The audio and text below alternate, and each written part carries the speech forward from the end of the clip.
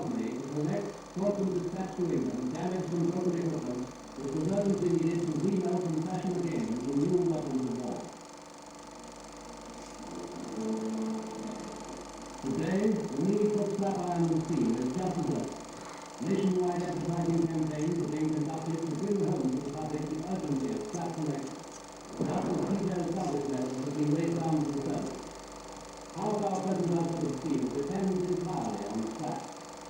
8 million tons of scrap are needed to keep the steel works in production. Now what happens to all this iron or steel that is outlived its original purpose? Let us take for instance the crankshaft of the motor. It has been found faulty in some way and is being removed from its engine by fist. After examination, it is found to be unserviceable for further use and is written off. The command ordnance depot has organized pumps for the disposal of metal and obsolete equipment. This is a typical type, and among a lot of mechanical scrap is our crankshaft. Schools of scrapyards all over the country have regular collections of scrap from the Army deck, escorting by experts. Our crankshaft, being made of high-grade steel, will find its way to the proper heat. This process of careful sorting is most important. Iron, steel, copper, glass, zinc, lead, and other metals must not be sent together to the same place. Sorting is expensive and most essential. The carefully sorted scrap is hoisted away to trucks for transport through the steel rod. Loaded into charging boxes, it is emptied into the open house furnace. A final glimpse of our crankshaft before it becomes molten metal. Steel is never completely used up. Having served a useful period of service in one form, it can be melted down and reprocessed to start like new or some other way. For every ton of steel scrap charged into an open house furnace, a ton of new steel can be obtained some 10 hours later. The white hot steel is steamed into molds and metal. When the outside of the unit is set, it's still liquid in the middle. The mold is removed, and after reheating, the ingot is rolled and re-rolled, eventually becoming a long steel bar. To remake the crankshaft, the bar is broken into the carbonate and heated in a furnace for forging. The glowing billet of steel is hammered by repeated blows into the rough shape of the crankshaft. This is known as rough forming. After trimming, the forged bar begins to look something like a crankshaft, but there is still much to be done with it. In shops where they specialize in machining these forgings to exact dimensions, our crankshaft is ground and polished smooth, and is accurate to within thousandths of an inch. It eventually finds its way to the store and is available for business.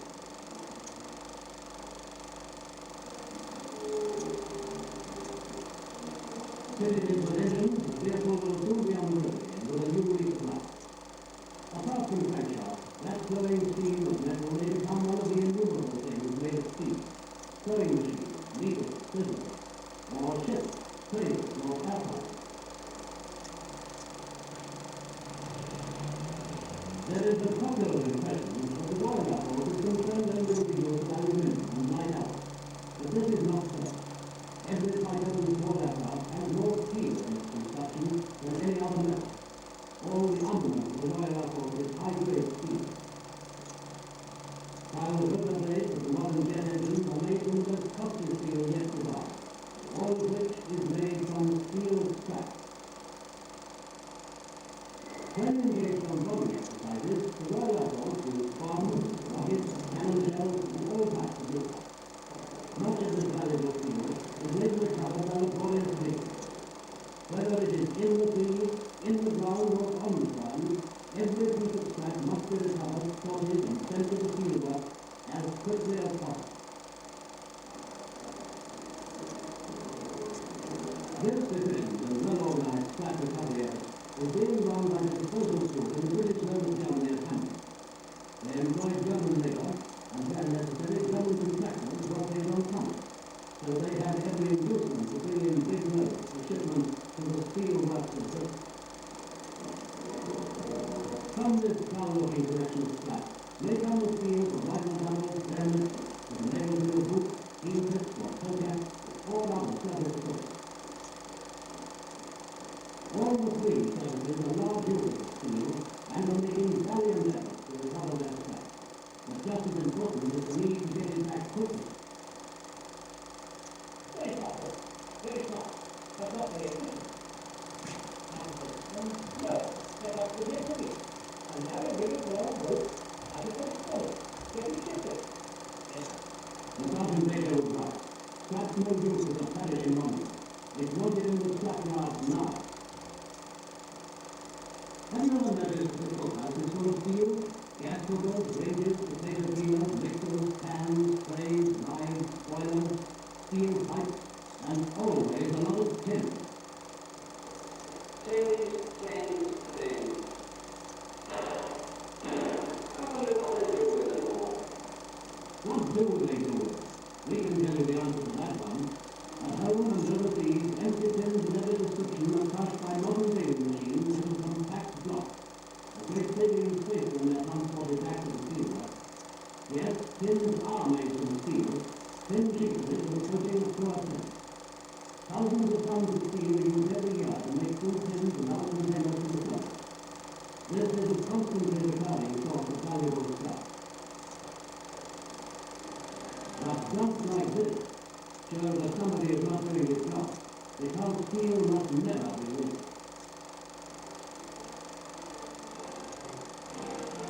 In the boat today, the fishing boats don't go out with nets after fish.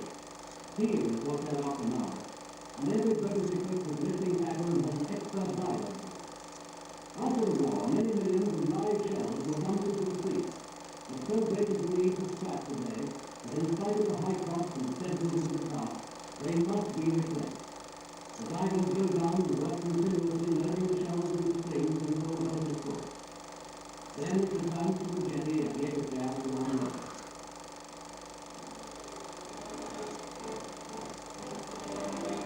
The shells are still live when stacked on the jetty, so the first job is to de-leak them. The tools and detonator are removed from each shell, which then has the explosive washed out by water under high pressure.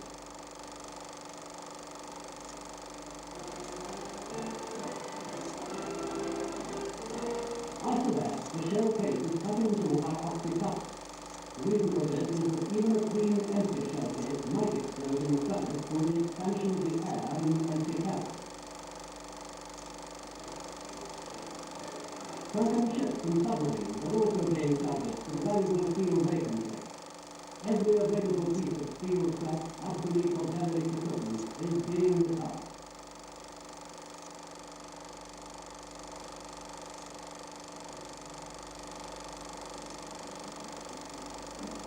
Through the famous steel canal, large full of scrap is being taken to the processing center at Hamburg.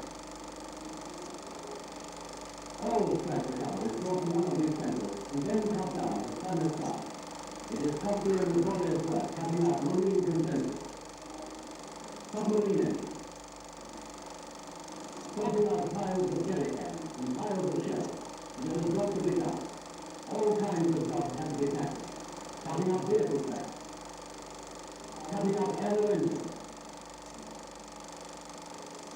chopping the airfield landing strips into convenient lengths to the side. Locomotive wheels have to be cut from their axles.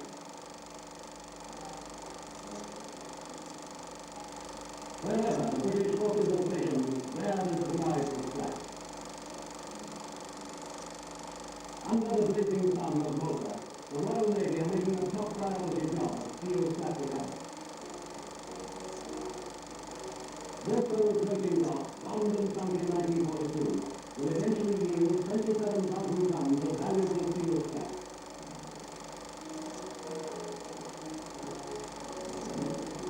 Every ton recovered becomes more and more difficult for water lines to reach, and divers are needed to cut the plates into movable parts.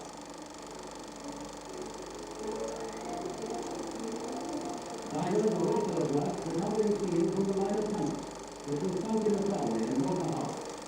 They stay below for spells of 3 hours at a time. The unrelenting effort of the enemy to paralyze the gallant of the dock area looked like one great scrapyard.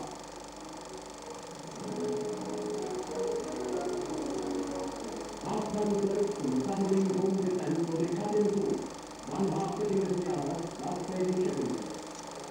Not only marine scrap is being covered in water, damage to obsolete vessels from the army adds to the total. Some pontoons, barges and boats with disposal metal and salvage from the sea are shipped aboard the Majorca, the ship that spends her life sailing between water and waves, with 1,500 tons of each voyage. The last of the paddle steel, the engine, the sloop of Time Harbour, is shortly to return home for breaking up.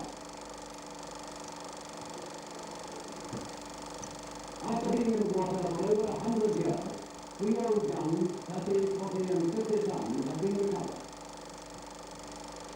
Another, mounted to guard the state nearly 80 years ago, weighs 100 tons and is ready for the scrapyard. 100 tons of good steel that will make 3 new tanks. As in water, so in stock, there are the same sense of urgency comes scrap recovery operations. That final battleship, HMS Revenge, has been cut down to the water. Work can now only proceed at low tide.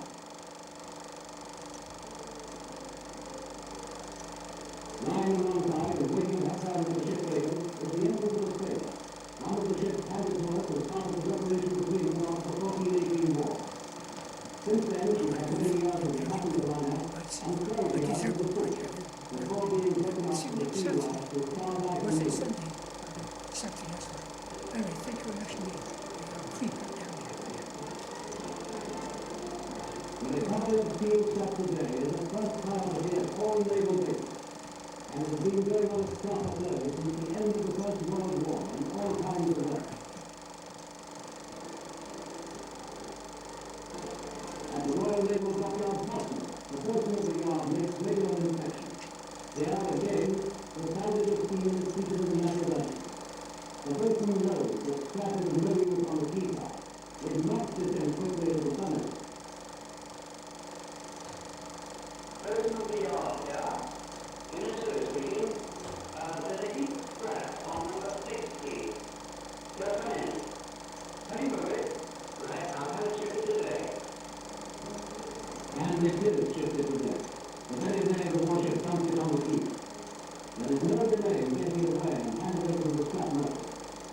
Now is the time to bridge the gap until Britain's new blast furnaces come into operation, and iron ore, the origin of all steel, is in plentiful supply. But until then, to maintain the flow of steel, we need 8 million tons of scrap every year, representing half the steel production of the country. Half of all the steel needed by the Royal Navy for ships, aircraft carriers and armaments depends on scrap. Half of the steel for the heavy armor plating of 40-ton tanks and steel for guns, shells and equipment of all kinds comes from scrap. Everything you do will need in service or in your private life depends on steel, and half of that steel depends on scrap. More than half of the special high-grade steels for the Royal Air Force, for their faster than some aircraft, and for all their other equipment, depends entirely on scrap. Worth remembering, eh?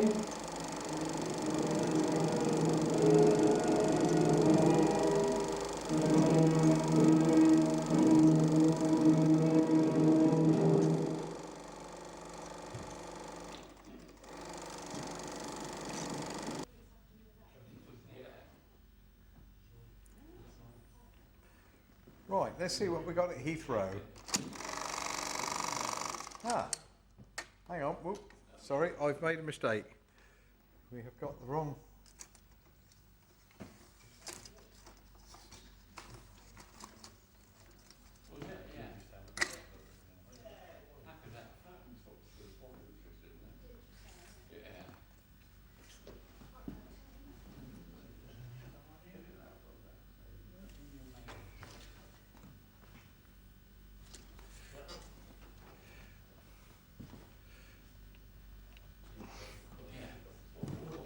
Right, it's a little magazine of various snippets, oil related, but certainly some variety.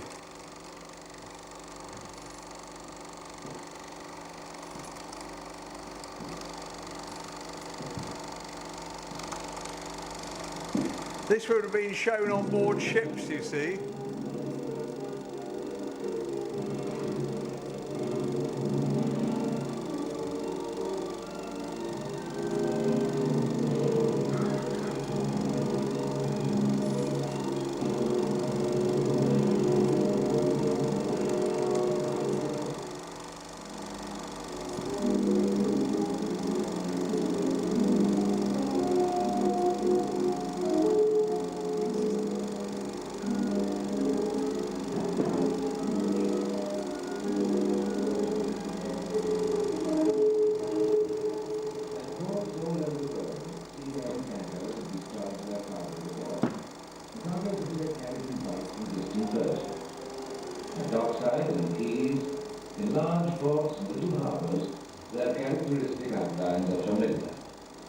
When the shore pipelines through which the oil flowed have been disconnected, the tankers turn them set off along the sea routes, which take them back to the refinery at Amsterdam. And while their great tanks are being refilled, they are tied up at the quay not far from the SS Vickers-Armstrongs. She is one of the smaller ships belonging to the oil company, and carries oil in tin, not in bulk like her larger sister. For more than a quarter of a century she's been flying between Amsterdam and the little ports which lie along the coast of the Persian Gulf. Into her narrow hold the tins were lowered and packed so that each layer is separated from the next by a reed net to protect them from damage. The passage is sometimes a rough one, and the hatches are battened down as securely as if it would be found when looking out across the North Sea.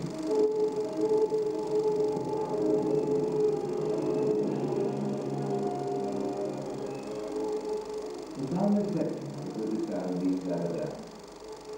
She was a slow boat, and it would take her 4 days to make this journey. 4 long days, in the relentless, blistering heat, steaming slowly down the Gulf within sight of the sun-dried rocks and villages of the coast.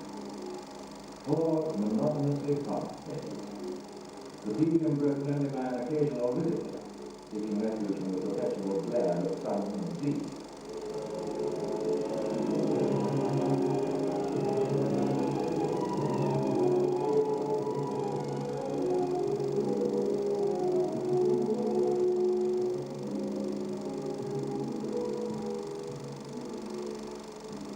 When she reaches her main port call, the Vickers-Armstrongs gives a blast from her plan to warn those on shore of her arrival. The water of the Gulf is so shallow that even the little Vickers-Armstrongs cannot get close inshore. And the ladies see to her a long row when early next morning they come out to start unloading. All the work is done by hand, as it was with the cargoes long ago, and petrol was undreamed of, and mechanization and unknown work. All that day, the dhows are rowed backwards and forwards across the strip of water separating the ship from the sandy bay.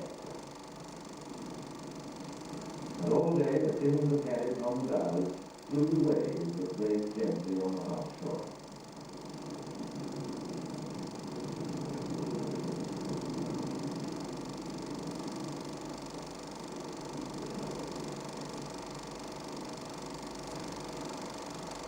These men of the little coastal villages make their living by diving for pearls, catching and curing fish, and growing melons and dates. But they welcome the extra work which comes with the arrival of the oil boat. And the oil which they carry up the beach to the shore has brought many changes into their lives. For kerosene for the lamps, and petrol for the lorry, fuel for the power station, and aviation fuel for the desert airstrip a few miles inland.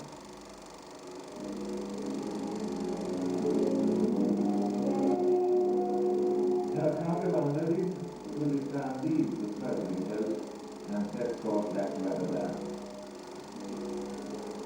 There she'll be loaded for another journey down the Gulf, tying up once again under the shadow of the great oil tankers, which are preparing for their voyages across the world.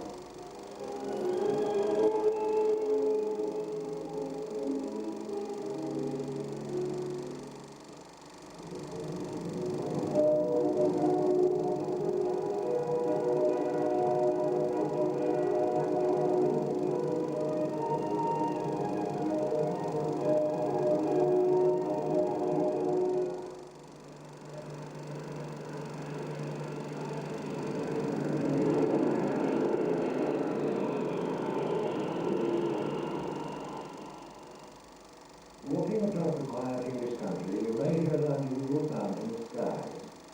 A moment before you can see it, an aeroplane pass overhead. That, you say to yourself, must have been a jet.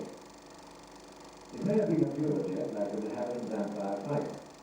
For civil aviation, the pure jet offers the advantage of great speed and a little bit of high altitude and over long distances. But it's uneconomic for short distances, mainly because of its high fuel consumption during impossible delays whilst waiting to land. For such journeys, the Vickers Viscount is being designed. It gets its power from jet turbine plus propellant, or turboprop, and is fitted with 4 Rolls-Royce Dart engines.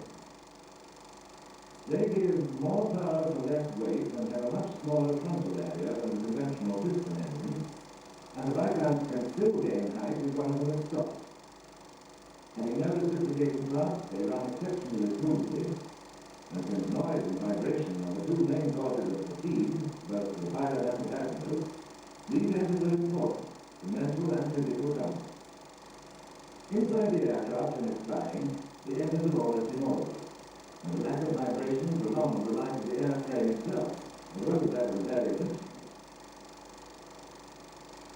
The Viscount is the first turbine-engine aircraft in the world to be awarded the British Normal Certificate of Airworthiness, and on her first tour beyond the British Isles, she visited most of the European countries. Paris was the last stop on the tour, and when news of her arrival reached the airfield, people began to gather, waiting for her to come in.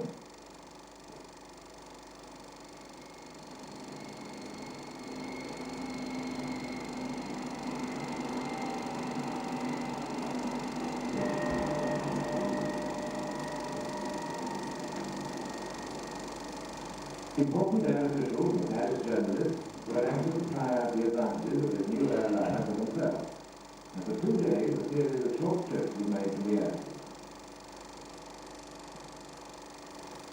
The Viscount flies on aviation turbine fuel. This fuel was quite different from the ordinary aviation spirit, and stocks of it were ready before the Viscount arrived. The care is always taken in refueling aircraft, and it is essential that the fuel is very clean. Fine particle filtration has been fitted to all the new aircraft fuel, and the system of French airfield uses a pair of canisters holding alternate nylon and paper discs. The aviation turbine fuel is passed through this filter, which is replaced by a clean one as often as necessary. The fuel tank of the Viscount is in the wing, and it only takes 10 minutes to refuel the aircraft completely. The Viscount stayed 3 days in France, and then set off for home.